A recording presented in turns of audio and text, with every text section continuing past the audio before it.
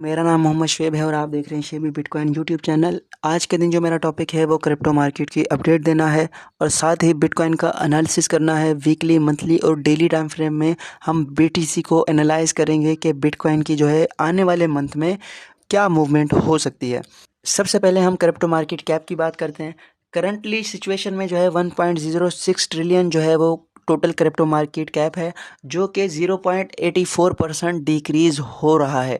और उसके बाद जो है 24 घंटे के वॉल्यूम की बात करें तो 43 अरब डॉलर जो है क्रिप्टो मार्केट में ट्रेड हुए हैं, जिसमें से 11% जो है वो अल्ट्स कॉइन में आया है, जबकि 39 अरब डॉलर जो है वो स्टेबल कॉइन में लोगों ने कन्वर्ट किया है। यानी लोगों ने अपने एसेट्स सेल करके स्टेबल कॉइन में अपने पैसे को महफूज किया है। डाउन साइड पर जब बिटकॉइन जाए या क्रिप्टो मार्केट जाए तो तब उनका बाय करने का इरादा हो सकता है। और यहाँ पर जो है बिटकॉइन डोमिनेंस की बात करें तो बिटकॉइन डोमिनेंस यहाँ पर इंक्रीज़ हुई है 0.06%। इसका मतलब यह है कि अल्ट्स कॉइन से जो है पैसा निकल रहा है। और उसके बाद जो है बिटकॉइन के यहाँ पर ट्रेडिंग की बात करें तो बिटकॉइन जो है परसेंटेज के हवाले से 0.43% जो है वो डिक्रीज़ हुआ है। 24 आवर में 23,077 जो है इसका लोअर लो है। और अगर हम 24 घंटे के हाई की बात करें तो 23,585 इसका हाई है। और करंटली बिटकॉइन की प्राइस जो है वो 23,351 पर चल रही है। यानी ये ऑलमोस्ट जो है 500-600 डॉलर की ट्रेडिंग है, ज़्यादा नहीं है। तो बिटकॉइन और दूसरी मार्केट्स में फ़िलहाल जो है एक प्रेशर सा बना हुआ है और मार्केट डिसाइड नहीं कर पा रही कि उसने किस तरफ जाना है।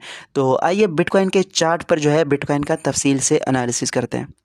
बिटकॉइन का मंथली चार्ट मैंने ओपन कर लिया है और प्रीवियस डेज़ में मैंने बताया था कि बिटकॉइन जो है यहाँ पर एक लोअर लो के बाद लोअर हाई बनाएगा और उसके बाद नेक्स्ट लो जो है हम एक्सपेक्ट कर सकते हैं। अब यहाँ पर जो है सिचुएशन क्या है कि सिचुएशन में फ़िलहाल यहाँ पर बिटकॉइन की मंथली हॉरिजॉन्टल रेजिस्टेंस थी, जिसे बिटकॉइन ने ब्रेक नहीं किया।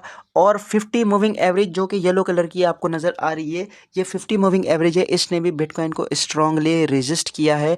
तो बिटकॉइन की जो फरवरी की कैंडल है वो रेड क्लोज हुई है और लंबी लंबी विक्स बनाकर क्लोज हुई है डाउन साइड पर और अप साइड पर।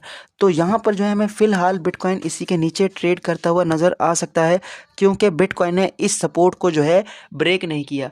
तो यहाँ पर जो है मैं एक लाइन ड्रॉ कर लेता हूँ फ़िलहाल कि ये हमारा बिटकॉइन का मंथली हाई है। ठीक है, अब हम वीकली टाइम फ्रेम को ओपन करते हैं। वीकली टाइम फ्रेम में हमें बिटकॉइन किस तरह से ट्रेड करता हुआ नज़र आ रहा था। यहाँ पर देखिए, ये लोअर लो इसने बनाया, उसके बाद जो है लोअर हाई बनाया, फिर एक लोअर लो बनाया, फिर एक लोअर हाई बनाया, उसके बाद नया लोअर लो बनाने के बाद यहाँ पर इसने एक हायर हाई बनाया। इस वाले हाई को इसने ब्रेक कर दिया तो हमारे पास यहाँ ब्रेक ऑफ स्ट्रक्चर हो गया। ठीक है, तो अब हमें जो है आगे की सिचुएशन में किस तरह बिटकॉइन को एनालाइज करना है। यहाँ पर देखें, बिटकॉइन ने जो है हायर हाई का पैटर्न परफॉर्म किया, उसके बाद लोअर लो बनाया, फिर एक हायर हाई बनाया। अब इस हायर लो को जो है हमने अपनी स्ट्रांग सपोर्ट के तौर पर कंसिडर करना है कि ये वाला जो हमारा हायर लो है ये हमारे पास अब की जोन है। अगर हमारे पास बिटकॉइन इस एरिया पर आकर वापस बाउंस करता है तो हमारे लिए कोई मसले वाली बात नहीं है। इक्वल लोज के बाद जो है बिटकॉइन जो है पंप कर सकता है। लेकिन हमारे पास बिलफर्ज ये वाला एरिया ब्रेक हो गया तो हमारा स्ट्रक्चर जो है वो ब्रेक हो जाएगा। तो हम डाउन साइड पर फिर एक डाउन ट्रेंड में जा सकते हैं। जिस तरह हमारे पास ये एक अप ट्रेंड चल रहा था, वो अप ट्रेंड हमारा जो है वो कंटिन्यू नहीं रहेगा, बल्कि ये जो सारा हमारा स्ट्रक्चर बना हुआ है ये फिर डाउन साइड पर जो है हमारा देखने को मिल सकता है। ठीक है, और ये तो मैंने सिर्फ प्राइस एक्शन के वाले से बताया था। अप साइड पर इसके पास 200 और 50 मूविंग एवरेज की स्ट्रॉन्ग रेजिस्टेंस भी है। वीकली टाइम फ्रेम में ये बहुत ज़्यादा वर्क करती हैं।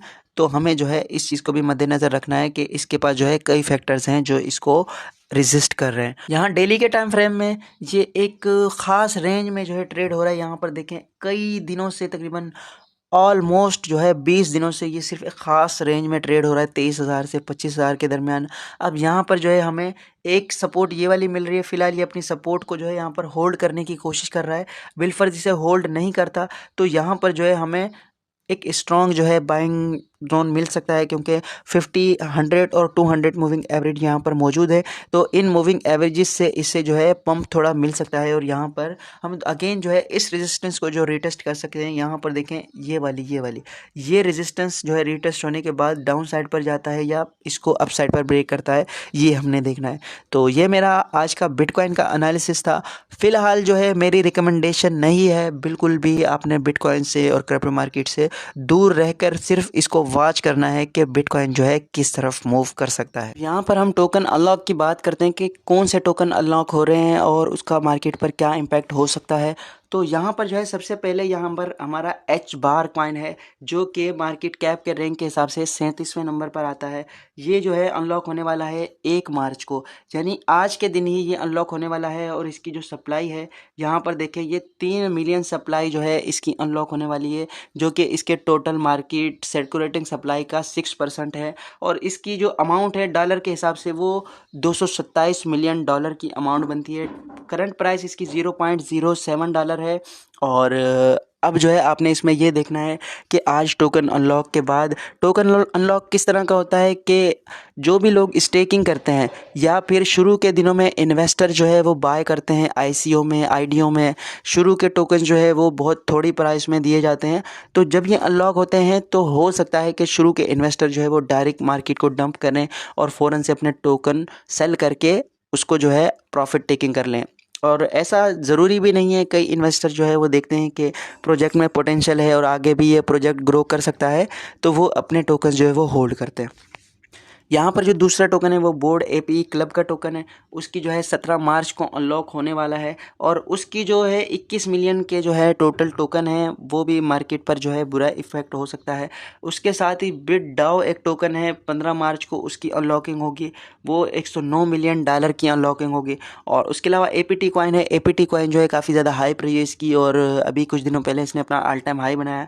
उसकी जो मार्केट जो डॉलर के अकॉर्डिंग जो है वो $56 मिलियन के टोकन उसके अनलॉक होंगे।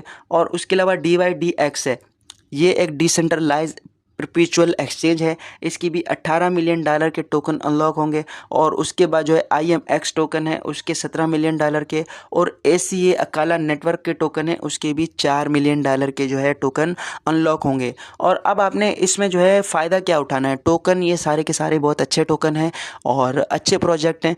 तो आपने इन्वेस्टमेंट इस तरह से करनी है कि आपने फ़िलहाल वॉच करना है कि अगर मार्केट में इनमें से किसी भी कॉइन में इंतहाई ज़्यादा सेल प्रेशर आता है और आपको ये डाउन साइड पर दिखाई देते हैं, RSI के अकॉर्डिंग, मूविंग एवरेजेस के अकॉर्डिंग आपको डाउन साइड पर दिखाई देते हैं कि ओवरसोल्ड हैं और काफ़ी ज़्यादा इनमें प्रेशर आता है सेलिंग का, तो आप ये कंसिडर करें कि मार्केट में जो है नई सप्लाई आ गई है, तो आप जो है उसमें रिस्क लेकर लॉन्ग टर्म के लिए होल्ड कर सकते हैं या शॉर्ट टर्म भी अपना प्रॉफिट बना सकते हैं। इसके अलावा मैं मार्केट से रिलेटेड कुछ न्यूज़ आपसे शेयर करूंगा जिनका मार्केट पर इम्पैक्ट हो सकता है। तो चलिए न्यूज़ की तरफ चलते हैं।